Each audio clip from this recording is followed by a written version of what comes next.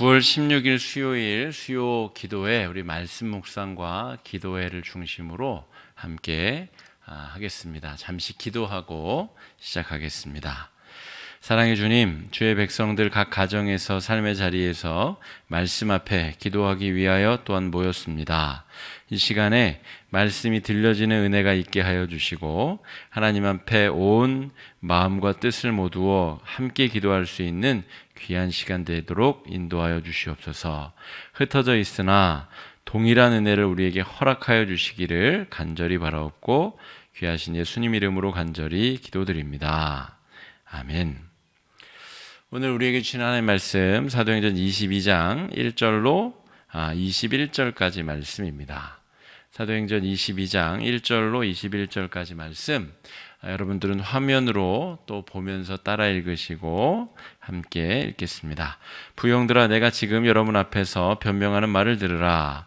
그들이 그가 히브리 말로 말함을 듣고 더욱 조용한지라. 이어 이르되, 나는 유대인으로 길리기아 다소에서 났고 이 성에서 자라 가말리엘의 문화에서 우리 조상들의 율법의 엄한 교훈을 받았고 오늘 너희 모든 사람처럼 하나님께 대하여 열심히 있는 자라. 내가 이 돌을 박해하여 사람을 죽이기까지 하고 남녀를 결박하여 옥에 넘겼노니 이에 대제사장과 모든 장로들이 내 증인이라. 또 내가 그들에게서 다메섹 형제들에게 가는 공문을 받아가지고 거기 있는 자들도 결박하여 예루살렘으로 끌어다가 형벌받게 하려고 가더니 가는 중 다메섹에 가까이 갔을 때에 오정쯤 되어 호련히 하늘로부터 큰 빛이 나를 둘러 비치매 내가 땅에 엎드러져 들으니 소리 있어 이르되, 사울아 사울아 내가 왜 나를 박해하느냐 하시거늘 내가 대답하되, 주님 누구시니까 하니 이르시되, 나는 내가 박해하는 나사렛 예수라 하시더라. 나와 함께 있는 사람들이 빛은 보면서도 나에게 말씀하시는 예 소리는 듣지 못하더라. 내가 이르되, 주님 무엇을 하리까? 주께서 이르시되, 일어나 다메섹으로 들어가라. 내가 해야 할 모든 것을 거기서 누가 이르리라 하시거늘 나는 그 빛의 광채로 말미암아 볼 수 없게 되었으므로 나와 함께 있는 사람들의 손에 이끌려 다메섹에 들어갔노라. 율법에 따라 경건한 사람으로 거기 사는 모든 유대인들에게 칭찬을 받는 아나니아라 하는 이가 내게와 곁에 서서 말하되, 형제 사울아 다시 보라 하거늘 즉시 그를 쳐다보았노라. 그가 또 이르되, 우리 조상들의 하나님이 너를 택하여 너로 하여금 자기 뜻을 알게 하시며 그 의인을 보게 하시고 그 입에서 나오는 음성을 듣게 하셨으니 내가 그를 위하여 모든 사람 앞에서 내가 보고 들은 것 중에 증인이 되리라. 이제는 왜 주저하느냐? 일어나 주의 이름을 불러 세례를 받고 너의 죄를 씻으라 하더라. 후에 내가 예루살렘으로 돌아와서 성전에서 기도할 때에 황홀한 중에 봄에 주께서 내게 말씀하시되, 속히 예루살렘에서 나가라. 그들은 내가 내게 대하여 증언하는 말을 듣지 아니하리라 하시거늘 내가 말하기를, 주님 내가 주를 믿는 사람들을 가두고 또 각 회당에서 때리고 또 주의 증인 스데반이 피를 흘릴 때에 내가 곁에 서서 찬성하고 그 죽이는 사람들의 옷을 지킨 줄 그들도 아나이다.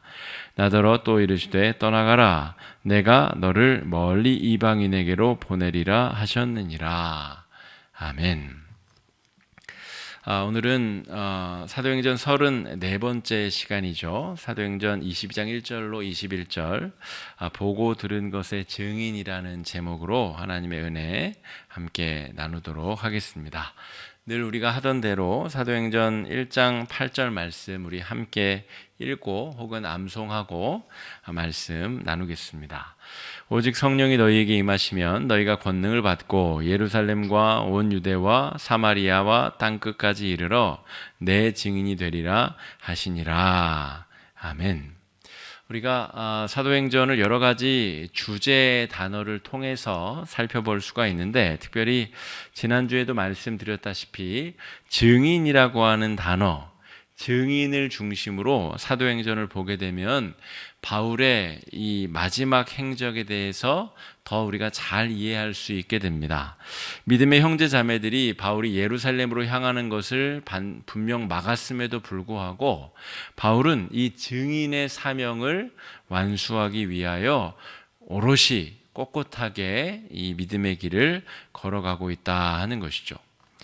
지난주의 말씀에 이어서 오늘 말씀의 전개는 동족 유대인들에게 바울이 복음을 증거하고 있는 장면입니다.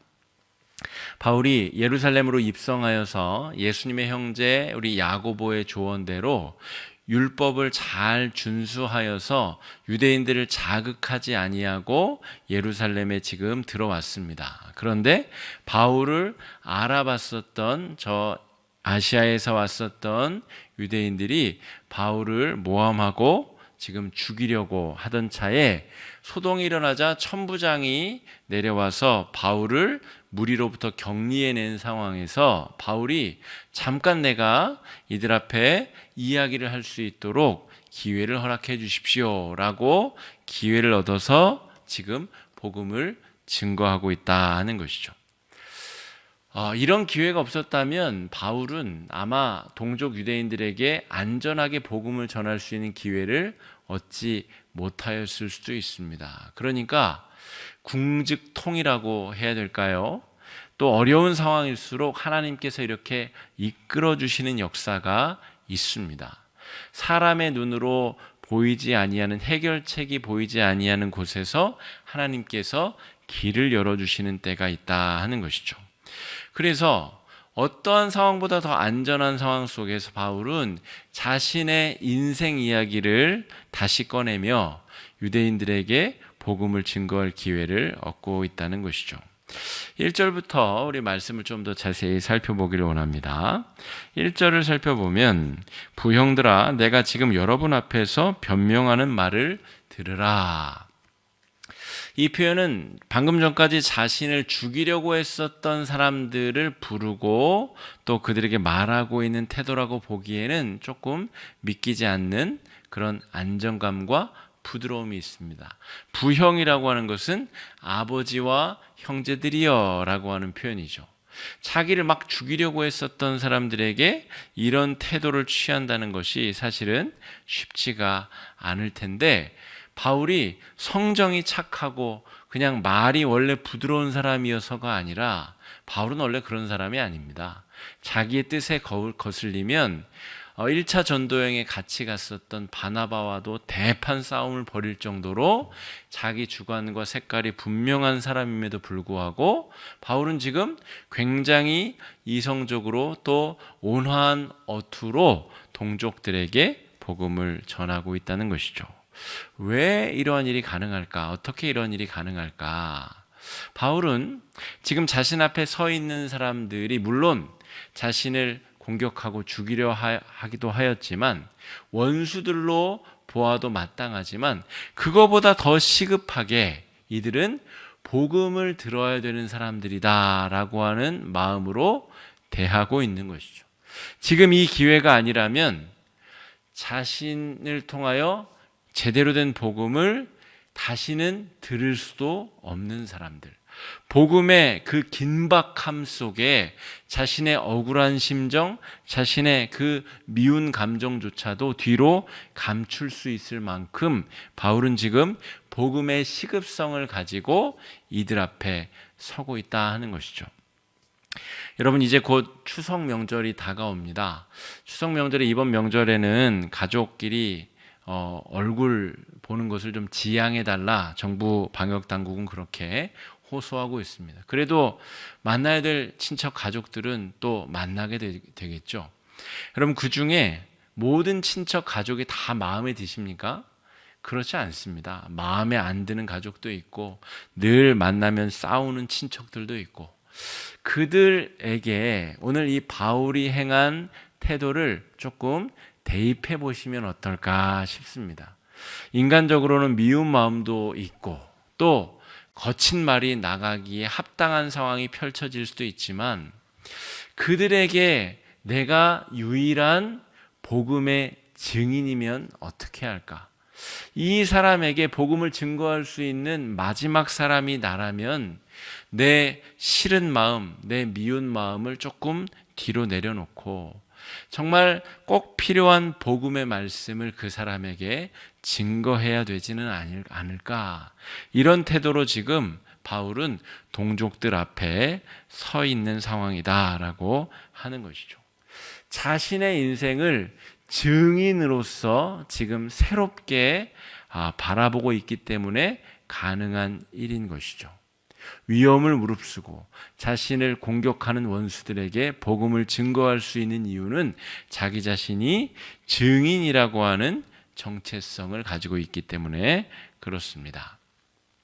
그래서 증인 바울은 지금 증언대 위에 서서 증거를 하고 있는 것이죠. 바울이 위험을 무릅쓰고 지금 로마에까지 가려고 하는 이유도 증인이기 때문에 그렇습니다. 증인의 사명을 감당하기 위하여 세상의 끝이라 여겨졌었던 스페인을 향하여서 뚜벅뚜벅 그 증인의 걸음을 바울은 걷고 있는 것이죠. 증인이라고 하는 사람은 진실을 밝히기 위해서 반드시 필요한 사람입니다. 증인이라고 하는 단어는 우리가 일상생활에서는 쉽게 사용되어지는 단어는 아닙니다. 관계가 악화일로로 치달아서 정말 명백하게 사실을 드러내야 이 관계가 끊어지지 않을 때, 그때야 필요한 단어가 증인이라고 하는 단어죠. 증인은 분명 법정에서 쓰여지는 법적인 용어입니다. 증인이 진실을 이야기하지 않으면 사실은 왜곡되고 재판장은 판단의 어려움을 겪을 수밖에 없습니다. 그래서 성경에서도 거짓 증인에 대한 경고의 말씀, 율법적으로 큰 징계를 받게 된다는 말씀이 여러 번 기록되어져 있고, 10계명 중에서도 9번째 계명이 내 이웃에 대하여 거짓 증언하지 말아라 라고 하는 것이 9번째 계명이란 것을 살펴보면 증인의 역할이 얼마나 중요한가라고 하는 것을 우리가 새삼 깨닫게 되게 됩니다. 오늘 바울은 자기 자신의 정체성을 절체절명의 복음을 증거해야 될 증인으로 여기고 있다라고 하는 것이죠. 게다가 오늘 말씀을 잘 읽어보면 바울은 자신의 인생을 증거물로 삼고 있다 하는 것이죠. 내가 어떤 책을 봤더니 누구누구가 이런 말을 했더이다 라고 우리가 그런 말을 할 수도 있으나 자기가 경험한 것, 자기가 느낀 것, 자기가 본 것보다 더 확실한 증거물은 없다는 것이죠. 게다가 오늘 말씀을 잘 살펴보면 담에색으로 올라가는 도중에 대낮보다 더 환한 그 주님의 빛을 보게 되는데 나만 본 것이 아니라 2명의 다른 증인들도 있습니다. 게다가 구원받기 이전에 내가 어떤 인생을 살았는지 여러분들의 대제사장과 제사장들이 내 인생에 대한 증인입니다. 바울은 그렇게 이야기하고 있다는 것이죠. 여러분, 우리 인생도 이렇게 증거로서 쓰임받을 만한 그런 인생입니까? 우리가 만난 예수님은 내 인생을 완전히 180도 바꾸어 놓았습니까? 그렇게 현격한 전환의 증거가 바로 우리 인생이다. 여러분, 담대하게 말할 수 있겠습니까?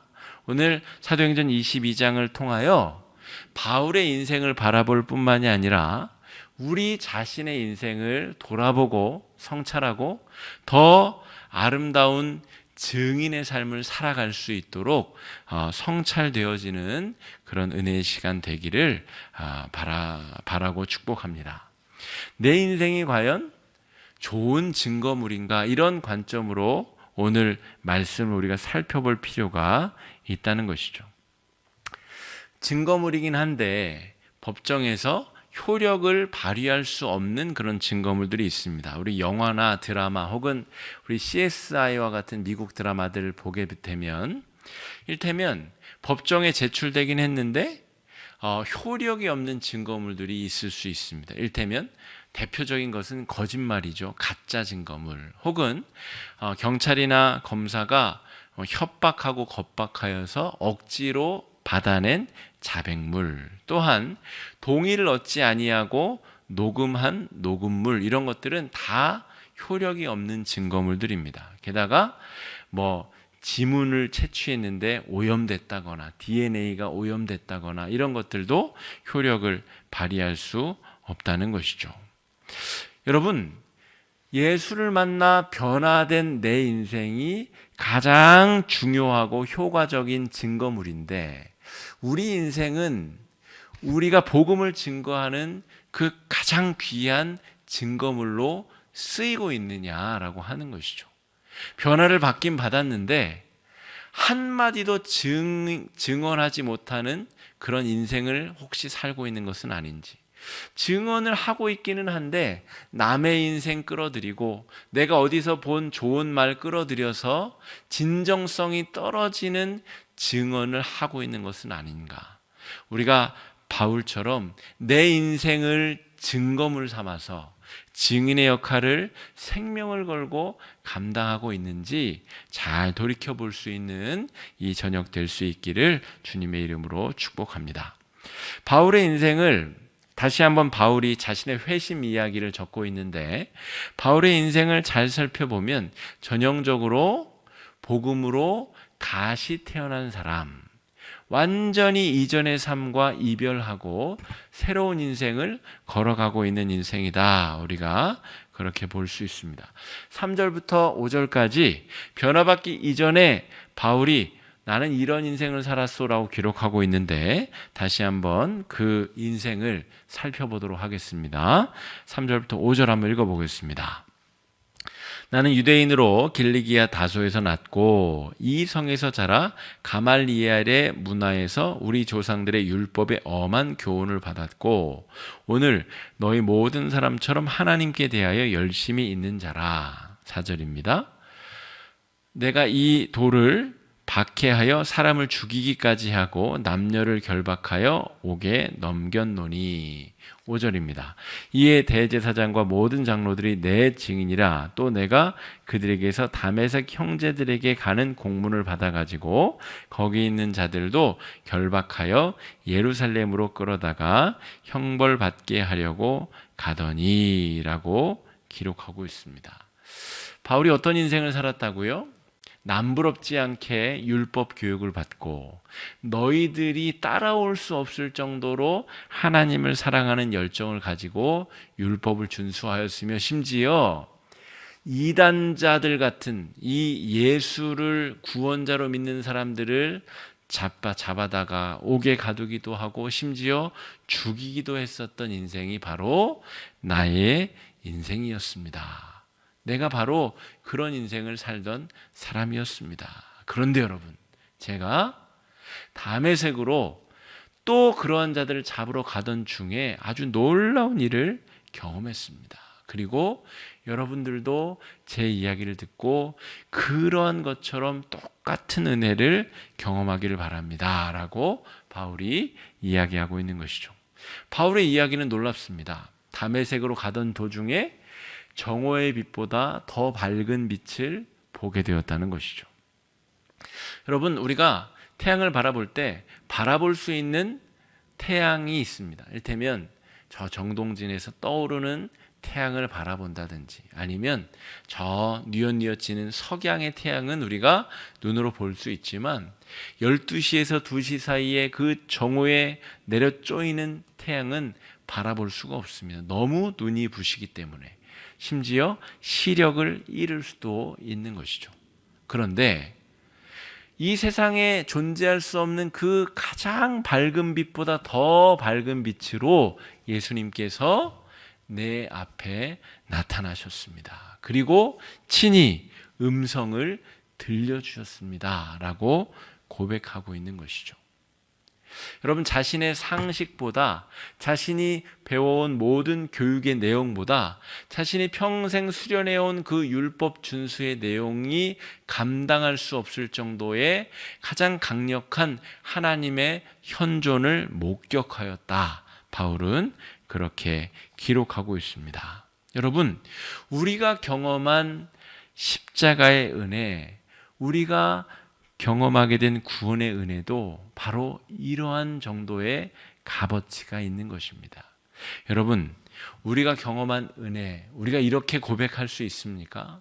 내가 그 전에 예수님을 만나기 이전에 가졌었던 그 소중하게 여기던 모든 가치들이 한순간에 아무것도 아닌 것이 되어버렸습니다. 그러한 축복과 은혜를 내가 누리며 살아가는 사람입니다 라고 바울은 자신의 인생을 그렇게 지금 고백하고 있다라고 하는 것이죠. 여러분, 우리는 어떤 빛을 보았습니까? 각 사람마다 자신의 인생에서 예수님을 만나게 되었을 때에 바라본 빛의 내용은 다를 수 있습니다.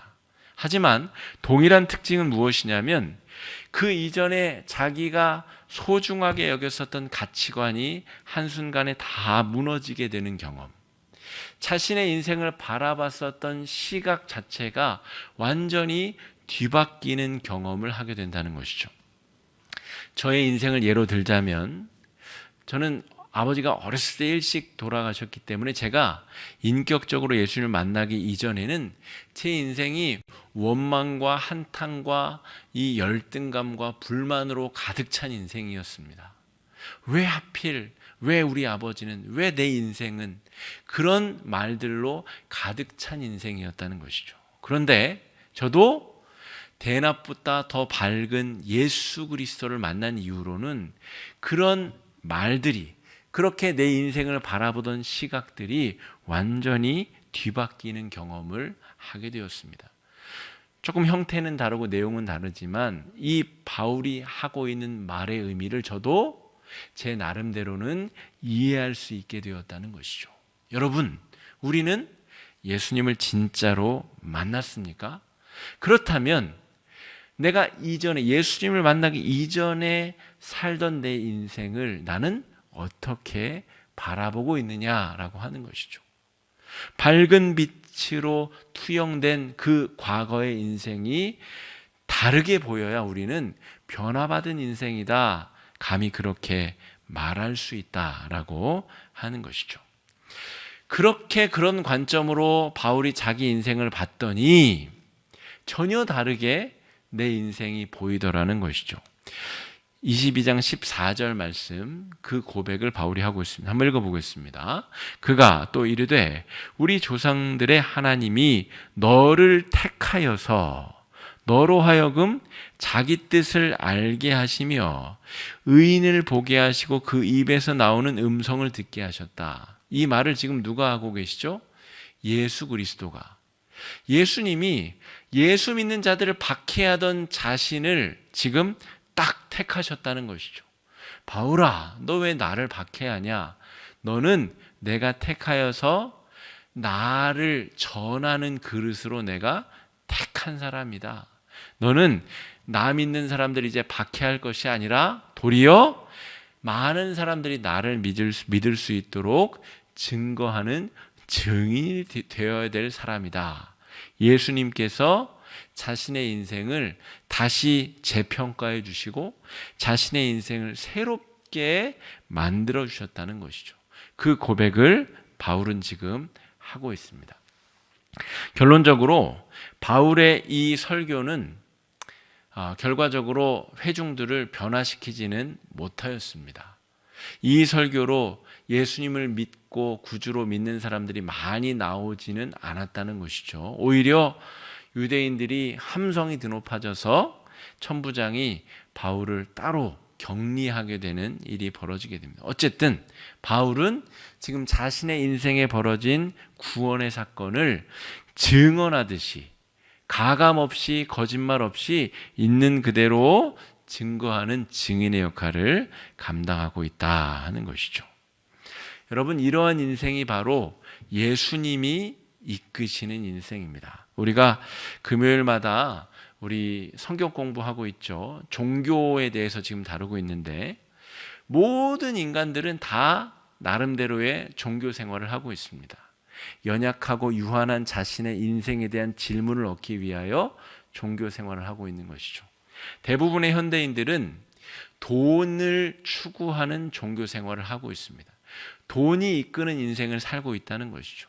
자신의 인생을 이끌어가는 추동력이 돈에 있는 인생들이라 하는 것이죠. 그런데 오늘 바울은 예수님이 이끄시는 인생으로 탈바꿈하였습니다. 예수님이 그의 인생을 선택하시고 예수님의 복음을 증거하는 목적을 위한 도구로 사용하고 계시다는 것이죠.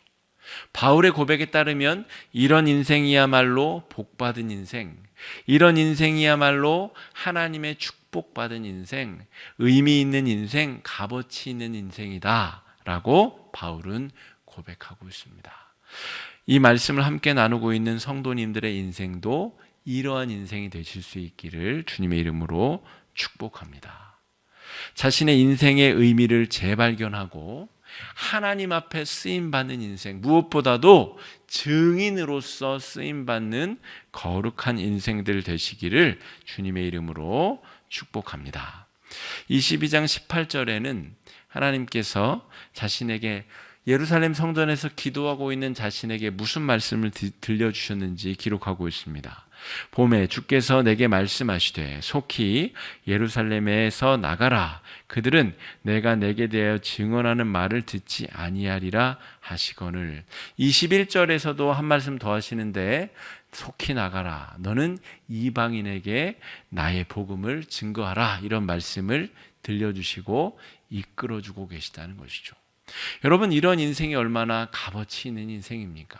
예수님이 이끌어주시는 인생, 그 삶의 추동력이 예수로 말미암는 인생, 얼마나 값어치 있고 복된 인생이다. 여러분, 그렇게 말할 수 있겠습니까? 여러분, 사도행전 22장 우리 바울의 회심 이야기, 또 유대인들에게 복음을 증거하는 이야기를 통하여 여러분, 변화받은 바울의 인생을 우리가 오늘 살펴보았습니다. 우리도 변화받은 인생입니다. 예수님께서 선택하셔서 증인으로 부르신 인생, 또 그 인생은 예수님께서 친히 이끄시는 인생입니다. 이 코로나 이후에 나는 어떻게 살아야 되지? 이 정말 안개가 자욱한 것 같은 이 불안한 시대, 나는 어떻게 살아야 되지? 여러분, 이러한 불안함 속에 예수 그리스도의 이끄심을 경험하실 수 있게 되기를 바랍니다. 말씀 중심으로 또 기도하며 바로 서려고 하는 인생에게 예수님께서 이끌어 주시는 음성을 들려주실 줄로 믿습니다. 우리 성도 한 명 한 명의 삶 가운데 예수님께서 이끌어 주시는 음성을 들려주시기를 축복합니다.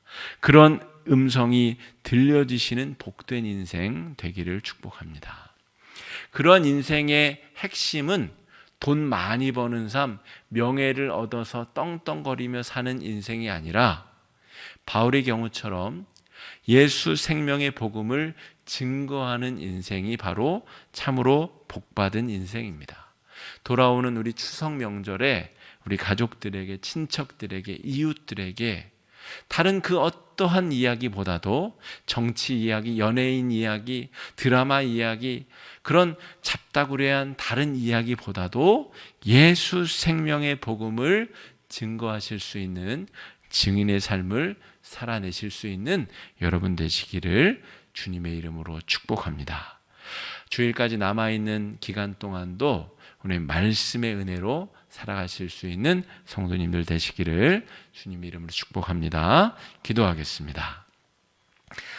사랑의 주님, 오늘 사도행전 22장 말씀을 통하여 우리에게 들려주시는 주님의 음성을 붙잡게 됩니다. 참으로 우리가 변화받았는지, 변화받은 합당한 삶을, 증인의 삶을 살아내고 있는지 우리 자신에 대해서 스스로 돌이켜보고 물을 수 있는 귀한 시간 되도록 축복하여 주시옵소서. 귀하신 예수님 이름으로 간절히 기도드립니다. 아멘. 이어서 우리 함께 기도하는 시간을 가질 텐데 4가지 정도 기도 제목을 나누려고 합니다. 우리 찬양 배경음악에 맞춰서 한 가지 기도 제목을 따라서 함께 기도하시면 좋을 텐데 음악이 끝나면 다음 기도 제목으로 전환이 될 겁니다. 그때 눈을 뜨시고 새로운 기도 제목을 가지고 함께 기도해 주시고요. 4가지 정도 함께 기도하는 시간을 가질 텐데요. 첫 번째, 두 번째 기도 제목은 오늘의 말씀으로부터 주어지는 기도 제목이고, 세 번째, 네 번째 기도 제목은 지난주의 기도 제목과 같습니다. 여러분, 함께 이어서 진행되는 기도 시간도 동참해 주시고 마음을 합쳐 주시면 감사하겠습니다. 계속 기도하겠습니다.